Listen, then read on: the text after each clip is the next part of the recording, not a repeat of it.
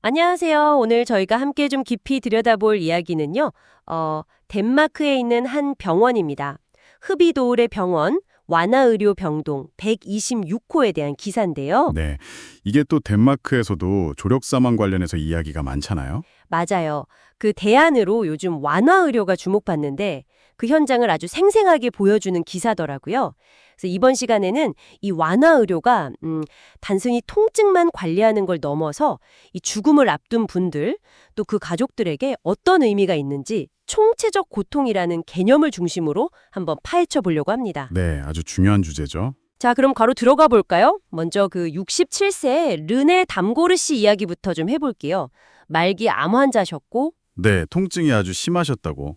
그래서 이 병동에 오게 된 거죠. 기사 보니까 그 조카 메테라는 분이 곁에서 이제 편히 가도 돼요, 르네. 이렇게 속삭이는 장면이 나오는데 참 먹먹하더라고요. 네, 그 장면이 사실 이 126병동의 철학을 딱 보여주는 것 같아요. 여긴 치료가 목적이 아니거든요. 완화, 이게 핵심이죠. 완화요? 네, 기사에 나온 요한 란덴 박사가 말하는 총체적 고통이라는 개념이 중요해요. 그러니까 그냥 몸 아픈 거, 신체적 통증뿐 아니라 뭐 숨쉬기 힘든 거, 불안감, 아, 더 나아가서는 뭐랄까 삶의 의미 같은 거 있잖아요. 그런 실존적인 고통까지 다 다루는 거죠. 와, 그럼 일반 병동이랑은 진짜 접근법이 완전 다른 거네요. 그냥 모르핀 놔주고 끝, 이게 아니군요. 그렇죠. 단순히 약으로 통증만 누르는 게 아니라 뭐 작별의 슬픔, 삶을 떠나는 것에 대한 고통, 죽음에 대한 두려움, 이런 감정들까지 다 보살피는 거예요. 그래서 그 란덴 박사님이 그러셨군요. 적절한 지지를 받으면 환자들이 조력 사망 생각도 접는다고. 네, 그런 경우가 있다고 하죠. 간호사 시그리드 닐센 씨도 비슷한 말을 했어요. 여기 환자분들이 사실 죽고 싶어 하는 게 아니라고 고통 없이 살고 싶어 한다는 거죠. 아, 살고 싶어 한다. 네.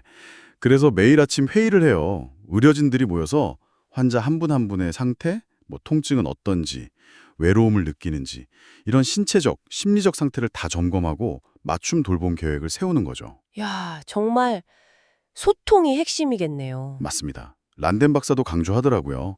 환자랑 계속 대화하고 손도 잡아주고 이게 만지는 거 스킨십의 중요성이요. 많은 의사들이 사실 죽음에 대해 이야기하는 걸 좀 꺼리잖아요. 그렇죠. 근데 여기서는 마지막까지 막 치료만 고집하는 게 아니라 환자가 죽음을 좀 준비할 시간을 갖도록 돕는다는 거예요. 특히 그 세 마디.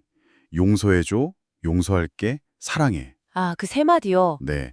이걸 전할 기회를 갖는 게 정말 중요하다고. 그래서 르네 씨한테도 그 오랫동안 연락 끊겼던 아들한테 편지 써보는 거 어떻겠냐고 제안했던 거고요. 그런 맥락이었군요. 아, 단순히 환자만 보는 게 아니라 그 주변 관계까지 신경 쓰는 거네요. 네. 그리고 가족들 돌봄도 정말 중요해요.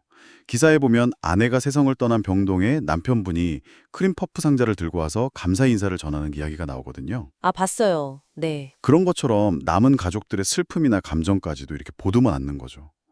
닐센 간호사가 말했듯이 이게 그냥 간호가 아니라 뭐랄까 포용하는 과정인 거예요, 그들을. 근데 환자분들 반응이 다 같진 않을 것 같아요. 또 다른 분, 63세 닐스 아브라함센 씨는 위암 진단 받으셨는데도 되게 유쾌하시던데요?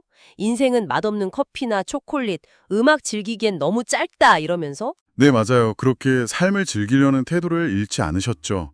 그러면서도 이 병동의 전문성이나 좀 여유로운 분위기에 굉장히 감탄하셨고요.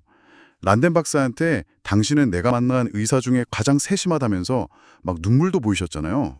그 장면도 참 인상 깊었어요. 환자마다 정말 다르군요. 네. 또 70세 리우 시몬센 씨 같은 경우는 유방암 재발로 입원하셨는데 처음에는 그 마약성 진통제 옥시코돈 쓰는 걸 되게 두려워하셨대요. 아, 그렇죠. 마약성이라고 하니까 좀 거부감이 들 수도 있겠네요. 네. 그런데 막상 통증이 완화되니까 고통이 없으니 정말 좋다고 하시면서도 동시에 근데 고통이 조절되니까 생각이 많아지고 슬퍼진다. 이런 복잡한 감정을 이야기하셨다고 해요. 아, 고통이 사라지니까 오히려 다른 생각들이 밀려오는 거군요. 그렇죠. 어떻게 보면 이제 죽음이라는 현실과 더 직접적으로 마주하게 되는 거죠. 통증이 그걸 가리고 있었을 수도 있고요. 그렇군요. 역시 통증 관리가 전부는 아니네요. 물론 기사에서도 통증은 불과 같아서 초기에 잡아야 한다고 중요성을 강조하긴 했지만요. 네, 통증 관리는 기본 중에 기본이죠. 하지만 그건 말고도 어려운 과제들이 많아요. 예를 들면 환자 본인이나 가족들이 죽음을 받아들이도록 돕는 과정 자체가 굉장히 어렵고요. 네. 또 응급 상황에서 막 정신없이 돌아가다가 품위 없이 돌아가시는 경우, 기사에서는 이걸 블루라이트 데스라고 표현했는데 이걸 피하려는 노력도 중요하고요. 블루라이트 데스, 응급 상황의 그 파란 불빛을 말하는 거군요. 네. 그리고 르네시 사례처럼 선망 증상, 이게 환각 같은 거에 대처하는 것도 쉽지 않은 문제죠. 아, 맞다. 르네 씨가 선망 증상이 있었죠. 그때 완화적 진정이라는 걸 했던데요. 네. 그건 이제 고통이나 불안이 너무 심할 때 그걸 줄여주기 위해서 진정제나 진통제를 투여하는 건데요. 이게 자칫하면 의식을 잃게 하거나 생명을 좀 단축시킬 수도 있는 가능성이 있어서 정말 신중하게 결정해야 하는 치료법입니다. 정말 어려운 결정들이네요, 하나하나가. 결국 환자분들 마지막 모습은 다 다르셨군요. 네. 르네 씨는 의료진 도움으로 아들과 화해도 하고 조카 메테 곁에서 평화롭게 임종을 맞으셨고요. 늘스 씨는 암이 좀 더 진행돼서 호스피스 시설로 옮겨졌다고 하고 리우 씨는요? 리우 씨는 호스피스에 잠시 계시다가 집으로 돌아가셨다고 합니다. 각자의 마지막 길이 다 달랐네요. 그렇죠. 하지만 중요한 건 그 과정에서 각자가 최선의 돌봄을 받았다는 점이 아닐까 싶어요. 오늘 저희가 살펴본 것처럼 이 완화의료라는 건 그냥 죽음을 기다리는 곳이 아니에요. 네. 오히려 삶의 마지막 순간까지 그 총체적 고통에 적극적으로 맞서면서 삶의 질에 집중하는 아주 능동적인 돌봄인 거죠.